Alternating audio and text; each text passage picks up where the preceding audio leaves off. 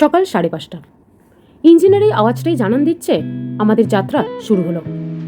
আধুনিক কোলাহল থেকে দূরে আমরা এখন ওড়িশার ময়ূরভঞ্জ জেলার সেই অরণ্যে, যেখানে প্রকৃতির নিজস্ব নিয়ম চলে। আমাদের আজকের গন্তব্য শিমলিপাল টাইগার রিজার্ভ। শিমলিপাল এশিয়ার অন্যতম বৃহত্তম বায়োস্ফিয়ার রিজার্ভ। এখানে 2750 বর্গ কিলোমিটার এলাকা জুড়ে রয়েছে এক অনন্য বাস্তু সংস্থান। এখানকার পথগুলো যেমন আঁকাবাঁকা, এর ইতিহাসটাও ঠিক ততটাই প্রাচীন। এই বনের নিস্তব্ধতা আপনার শহরকেন্দ্রিক ভাবনাগুলোকে মুহূর্তেই বদলে দেবে। 800 মিটারেরও বেশি উচ্চতা থেকে পড়া বড়হিপানি জলপ্রপাত থেকে শুরু করে বনের গভীরে লুকিয়ে থাকা বুনো প্রাণের পথচিহ্ন, শিমলিপালের প্রতিটি মোড় আপনাকে নতুন কিছু শেখাবে। আমাদের এই যাত্রা শুধু গন্তব্যের নয়, বরং অরণ্যের এই ধ্রুপদী নিস্তব্ধতাকে চেনার। চলুন আমাদের সাথে শিমলিপালের এই বিস্তীর্ণ অরণ্য ভ্রমণে।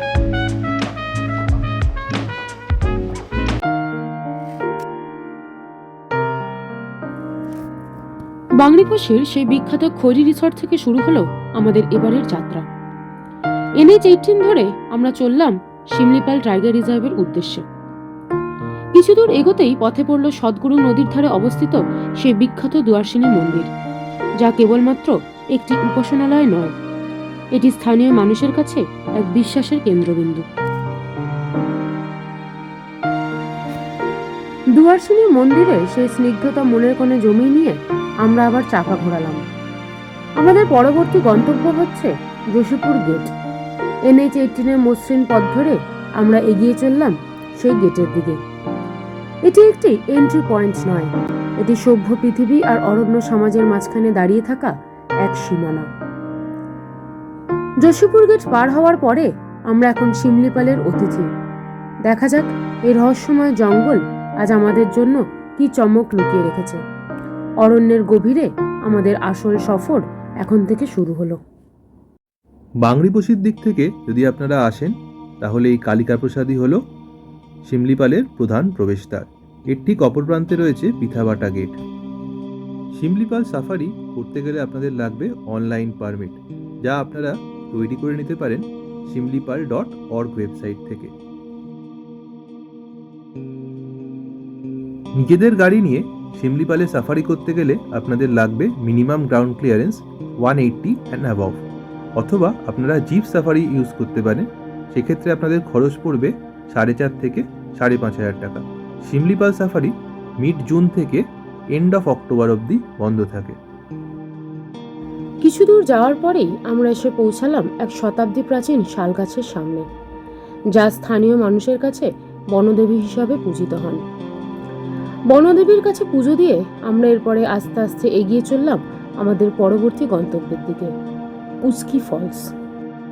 শিমলিপালের ভেতরের রাস্তাগুলো প্রধানত লাল মাটির, যদিও কিছু কিছু জায়গা কংক্রিট দিয়ে বাঁধানো আছে। এই রাস্তাটি সোজা চলে গেছে উস্কি ফলস এবং তারপরে বড়হিপানির দিকে।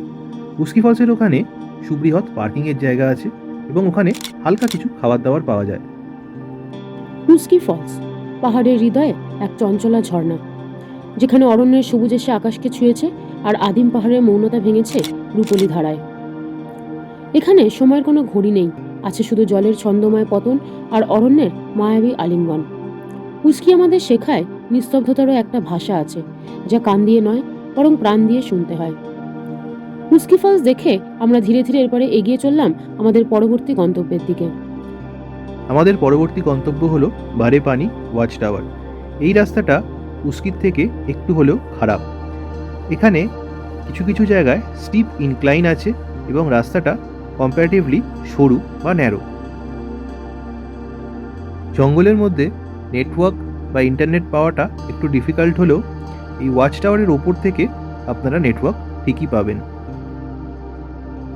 শিমলিপালের প্রতিটি বাঁক যদি এক একটা গল্প হয়, তবে বড়হিপানি ওয়াচ টাওয়ার হলো সেই গল্পের ক্লাইম্যাক্স।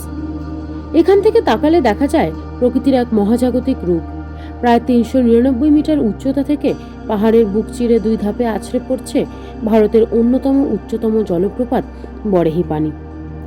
টাওয়ার থেকে চারপাশের সবুজ পাহাড়গুলোকে মনে হয় যেন এক একটি ঢেউ, যা একের পর এক আছড়ে পড়ছে দিগন্তে। এটি কেবল একটি ভিউ পয়েন্ট নয়, এটি এমন এক জায়গা যেখানে দাঁড়ালে সময়ের হিসাব ভুলে যেতে হয়। যোশীপুর বা কালিকা প্রসাদ গেটে গাইড সংখ্যা কিছুটা কম। দুটো ট্যুরিস্ট গ্রুপকে গেট থেকে আজকে একটাই গাইড অ্যালট করা হয়েছিল।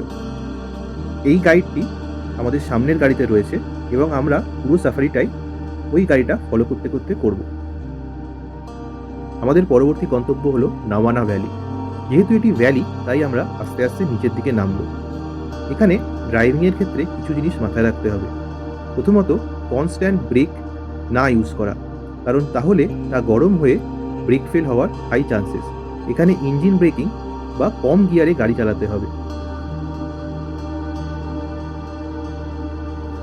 বরহিপানি ওয়াচ টাওয়ার থেকে নাওয়ানা ভ্যালি যাওয়ার রাস্তাটা বেশ দুর্গম।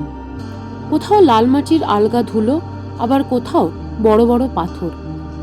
এই পথটা যেন অরণ্যের এক গোপন শিরা। কোথাও আকাশ ছোঁয়া শাল গাছের ঘন ছাউনি দিনের আলোকেও ম্লান করে দিচ্ছে, আবার কোথাও বা পাহাড়ের বাঘ ঘুরতেই ঝিলিক দিয়ে উঠছে সোনালি রোদের আলপনা। গাড়ির চাকা যখন লাল মাটির বুক ছিঁড়ে এগোয়, তখন মনে হয় আমরা বুঝি বাস্তবের কোনো পথ নয়, বরং চলেছি এক প্রাচীন রূপকথার অলিন্দ দিয়ে। বাতাসে এখানে বুনো ফুলের ঘ্রাণ আর আদিম পাহাড়ের ঘাম মিলেমিশে এক অদ্ভুত মাদকতা তৈরি করে। পথের দুধারে নাম না জানা লতাগুল্মগুলো গাড়ির আয়নায় আলতো করে টোকা দিয়ে যেন মনে করিয়ে দেয় এই অরণ্যে আমরা শুধুই আগন্তুক। বেশ কিছুক্ষণ এইরকম চলার পরে আকাশ ছোঁয়া শালবন যেন হঠাৎ করেই ফিকে হয়ে আসে, আর ঠিক তখনই পাহাড়ের কোল ঘেঁষে জেগে ওঠে নাওয়ানা ভ্যালি, এক আদিগন্ত বিস্তৃত সবুজ গালিচা। জঙ্গলের বুনো গাম্ভীর্য কাটিয়ে নাওয়ানা ভ্যালি আমাদেরকে বরণ করে নেয় তার শান্ত স্নিগ্ধ আলিঙ্গনে। নাওয়ানা ভ্যালিতে আকাশ মাটির দিকে ঝুঁকে পড়ে কানে কানে কথা বলে, আর পাহাড়ের নিস্তব্ধতা এসে মেশে এক অসীম প্রশান্তিতে। এ যেন এক মহাকাব্য শেষে এক শান্ত নিটোল কবিতা। শিমলিপালে সাফারি দু রকমের, নেচার সাফারি আর ওয়াইল্ড লাইফ সাফারি। আপনারা যে কোনো একটাও করতে পারেন বা দুটোই করতে পারেন। বেশিরভাগ ট্যুরিস্টই পিথাবাটা গেট দিয়ে ঢোকে এবং তার কারণে তারা ওয়াইল্ড লাইফ সাফারি, যা চাহালের সারাউন্ডিং এরিয়াতে, সেটি প্রথমে করে থাকে। আমরা যেহেতু কালিকা প্রসাদ বা যোশীপুর গেট দিয়ে ঢুকেছি, তাই জন্য আমাদের প্রথম পড়েছে নেচার সাফারিটা। নেচার সাফারিতে এখানে আপনারা দেখতে পাবেন উস্কি ফলস, জোরান্ডা ফলস এবং বারাহিপানি ফলস। জোরান্ডা ফলসটা কম্পারেটিভলি একটু দূরে, যদি সময় কম থাকে অনেকেই এই ফলসটা অ্যাভয়েড করে। বরহিপানি ওয়াচ টাওয়ার আর নাওয়ানা ভ্যালির সেই শান্ত সমতল পেরিয়ে আমাদের গাড়ি এবার মোড় নিল আরও এক গভীর, আরও আদিম এক রাস্তার দিকে। আমাদের পরবর্তী গন্তব্য জোরান্ডা। বরহিপানিকে যদি শিমলিপালের রাজমুকুট বলা হয়, তবে জোরান্ডা হলো তার অন্তরালে লুকিয়ে থাকা এক প্রশান্ত হিরণময় ধারা। জোরান্ডা যাওয়ার এই রাস্তাটা আরও বেশি নিভৃত। এখানে রাস্তার দুপাশে শাল আর পিয়ালের ভিড় এতটাই ঘন যে ঝকঝকে রোদেও কোনো কোনো জায়গায় মাটির ওপর আলোর কোনো নকশা ফুটে ওঠে না। আমরা যত এগোচ্ছি, বনের এই গাম্ভীর্য আমাদের ততই আচ্ছন্ন করছে। ধুলোমাখা এই চড়াই উতরাই পথ আমাদের নিয়ে চলেছে এমন এক গন্তব্যে যার অস্তিত্ব টের পাওয়া যাচ্ছে শুধু দূর থেকে ভেসে আসা এক গম্ভীর জলধ্বনিতে। সবুজের সেই মায়াবী অন্ধকার আর নিবিড় শালবনের আড়াল সরিয়ে আমরা যখন জোরান্ডার সামনে এসে দাঁড়ালাম, মুহূর্তের জন্য আমাদের কথা বলার ভাষা হারিয়ে গেল। সামনে কোনো চঞ্চল ঝর্ণা নয়, বরং আকাশ থেকে নেমে আসা এক অখণ্ড রূপলি স্তম্ভের মতো দাঁড়িয়ে আছে জোরান্ডা। বরহিপানি যেখানে দুই ধাপে আছড়ে পড়ে তার শক্তির জানান দেয়, জোরান্ডা সেখানে একদম শান্ত, ঋজু আর রাজকীয়।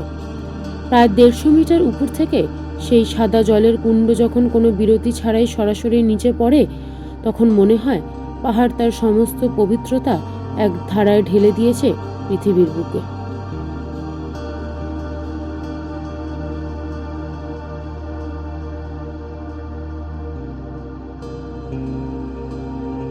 আমরা যে পথ দিয়ে জোরান্ডা ফলস দেখতে এসেছিলাম, সেই পথ ধরেই আমরা ফিরে চললাম। আমাদের পরবর্তী গন্তব্য হলো বারেপানি ওয়াটারফল। বারেপানির আশেপাশেই রয়েছে খাবার প্রচুর জায়গা। পুরো জঙ্গলে এই একটা জায়গাতেই খাবার পাওয়া যায়। এখানে আগে থেকে খাওয়ার অর্ডার দিয়ে যেতে হয়। খাবারের কোয়ালিটি ভালো, কিন্তু অপশানস লিমিটেড, দামও একটু বেশি, কিন্তু গভীর জঙ্গলের মধ্যে হওয়ায় এটা খুবই স্বাভাবিক। আমরা এখানে নিয়েছিলাম 2টো চিকেন থালি।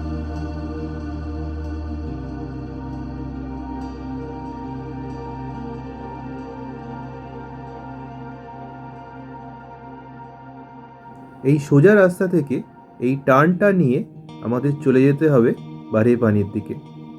বারেপানির রাস্তাটা খুবই দুর্গম, এবং এই পথটা যদি স্কিল ড্রাইভার না হন তাহলে না আসাটাই প্রেফারেবল। এই রাস্তাটায় রয়েছে প্রচুর স্টিপ ইনক্লাইন এবং রাস্তাটা খুবই ন্যারো। এখানে খুব সাবধানে গাড়ি চালাতে হবে। রাস্তাটা বাঁধানো না হওয়ায় এখানে প্রচুর জায়গায় আলগা মাটি আছে, যার কারণে চাকা স্কিড হয়ে যাওয়ার হাই চান্সেস। আপনাদের জন্য এবার রইল এই রাস্তাটির ড্যাশ ক্যামের অরিজিনাল ফুটেজ।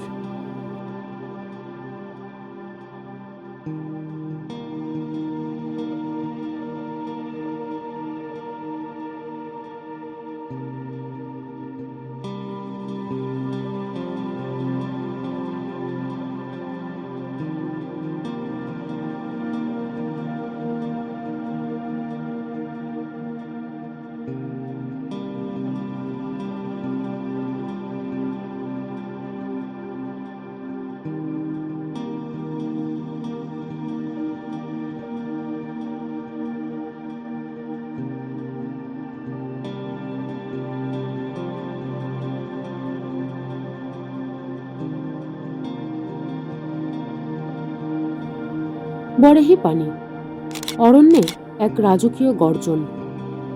বরেহি পানি কেবল একটি জলপ্রপাত নয়, এটি ওড়িশার ময়ূরভঞ্জ জেলার শিমলিপাল জাতীয় উদ্যানের এক অনন্য রত্ন। ভারতের অন্যতম উচ্চতম এই জলপ্রপাতটি তার বিশালতা এবং আদিম সৌন্দর্যের জন্য পর্যটকদের কাছে এক স্বপ্নের গন্তব্য। প্রায় 399 মিটার উচ্চতা থেকে নেমে আসা এই জলপ্রপাতটি ভারতের দ্বিতীয় সর্বোচ্চ জলপ্রপাত হিসাবে পরিচিত। পাহাড়ের চূড়া থেকে এটি দুটি বিশাল ধাপে নিচে আছড়ে পড়ে, যার সৌন্দর্যকে আরও বহুগুণে বাড়িয়ে দেয়। বরেহি পানির সেই সুবিশাল সৌন্দর্যকে পেছনে ফেলে আমরা এবার ফেরার রাস্তা ধরলাম। বরেহি পানি থেকে ফেরার এই পথটা আসলে কোনো রাস্তা নয়, এ হলো এক পিওর অফরোডিং টেরেন। পাহাড়ের ইনক্লিনেশন বা ঢালটা এখানে এতটাই খাড়া যে ফার্স্ট গিয়ারে গাড়ি তোলার সময় মনে হচ্ছে সামনের চাকা দুটো বোধহয় মাটি ছেড়ে দেবে। চারপাশে আলগা লাল মাটি পুরো ট্র্যাপের মতো বেছানো। কিছু কিছু জায়গায় টায়ার যখনই মাটির উপর দাঁত বসাতে যাচ্ছে অমনি ঝুরঝুরে মাটি সরে গিয়ে চাকাটা সজোরে স্পিন করছে। আয়নার দিকে তাকালে দেখা যাচ্ছে পেছনে শুধু ধুলোর মেঘ আর নিচ থেকে ছিটকে আসা পাথরের শব্দ। অবশেষে সেই চড়াই পেরিয়ে আমরা এসে পৌঁছালাম সমতলে, আর এর সাথেই শেষ হলো আমাদের আজকের নেচার সাফারি। আর এখান থেকেই শুরু হলো আমাদের সাফারির শেষ অংশ, যা হলো ওয়াইল্ড লাইফ সাফারি। শিমলিপালের এই ওয়াইল্ড লাইফ সাফারির আসল আকর্ষণ হলো এর বিশাল সব স্তন্যপায়ী প্রাণী। ভাগ্য ভালো থাকলে আমরা আজ কিছু দেখতেও পারি। শিমলিপালে যেই সব প্রাণীদের বাস তাদের মধ্যে অন্যতম হলো রয়্যাল বেঙ্গল টাইগার বা মেলানিস্টিক টাইগার বা কালো বাঘ। সারা বিশ্বে একমাত্র এখানেই এই বিরল প্রজাতির বাঘ দেখা যায়। এখানে আর দেখতে পাওয়া যায় এশীয় হাতি, চিতাবাঘ, ইন্ডিয়ান বাইসন এবং বিভিন্ন টাইপের হরিণ। এখানে আর একটা অদ্ভুত প্রাণীর দেখা যায়, যার নাম হলো স্লথ বিয়ার। এদের মূলত দেখা যায় উইপোকার ঢিবি বা মহুয়া গাছের নিচে। এছাড়া রয়েছে বুনো শুয়োর আর মালাবার জায়ান্ট স্কুইরেল। চলে এসেছি আমাদের সাফারির একদম কোর এরিয়ায়। এখানে আছে একটা চেক গেট। যত গাড়ি ওই দিনকে শিমলিপালে ঢুকেছে সবাইকে এখানে 4টের মধ্যে রিপোর্ট করতে হয়। আপনারা যে পাসটা বানিয়েছিলেন সেই পাসটা এখানে দিয়ে এখান থেকে আপনারা এন্ট্রি নেবেন। চাহালের এই চেকগেটটা থেকে শুরু হলো আমাদের আসল ওয়াইল্ড লাইফ সাফারি। নিজেদের গাড়িতে নিজেদের ছন্দে অরণ্যের একদম হৃৎপিণ্ডের দিকে। ঘন লালমাটির ধুলো উড়িয়ে আমাদের গাড়ি যখন এই সর্পিল পথ দিয়ে এগোচ্ছে, তখন দুপাশের এই দীর্ঘকায় শাল আর পিয়াল গাছগুলো যেন আমাদের পাহারা দিয়ে নিয়ে চলেছে। এখানে প্রতিটি বাঁক মানেই এক নতুন সম্ভাবনা। হয়তো কোনো ঝোপের আড়ালে একজোড়া হলুদ চোখ আমাদের মেপে নিচ্ছে, অথবা একটু এগোলেই হয়তো দেখা মিলবে এক বিশাল দাতালের। সাফারির এই সময়টা বড় অদ্ভুত। একদিকে বনের এই আদিম নিস্তব্ধতা, আর অন্যদিকে হৃৎপিণ্ডের ধুকপুকানি। এই যে লাল মাটির ওপর দিয়ে এঁকে বেঁকে চলা, এটাই আসলে অরণ্যের সাথে আমাদের এক গোপন আলাপচারিতা। জানলার কাচ নামিয়ে দিলে বুনো লতা পাতার সেই সোদা গন্ধটা নাকে আসছে। এ যেন এক অদ্ভুত মাদকতা।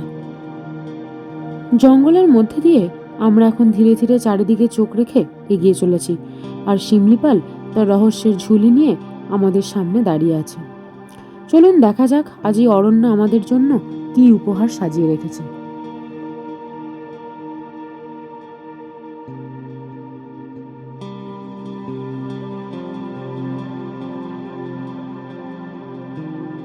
আমরা এই চলার পথে বেশ কিছু হরিণের দেখা পেয়েছিলাম, কিন্তু তা গাড়ির সাইডে হওয়ায় সেটার ফুটেজ আর ক্যাপচার করা হয়নি।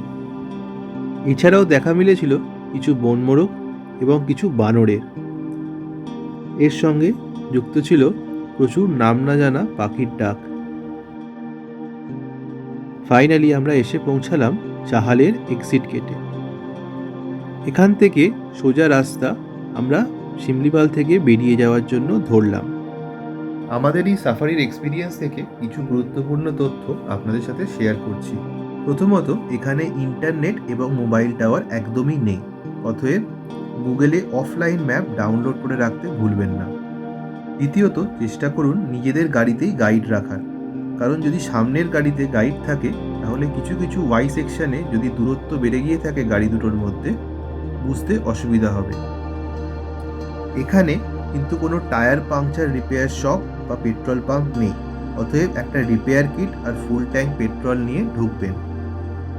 এই জঙ্গলের মধ্যে এই দীর্ঘ সাফারিটা কমপ্লিট করতে কিন্তু বেশ অনেকক্ষণ সময় লাগবে। সকাল 8টায় ঢুকে নেচার আর ওয়াইল্ড লাইফ সাফারি কমপ্লিট করে আপনাদের বেরোতে বিকেল 5টা সাড়ে 5টা বেজে যাবে। অতএব এই দিনে অন্য কোনো প্ল্যান রাখবেন না।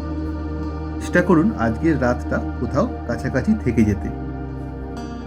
আমরা যদিও ভুলবশত এই দিন কলকাতা ফেরারই প্ল্যান রেখেছিলাম। অবশেষে আমরা পৌঁছালাম শিমলিপাল সাফারির এক্সিট গেটে। সাফারির রুটটা ম্যাপে লাল অ্যারো দিয়ে মার্ক করে দিলাম।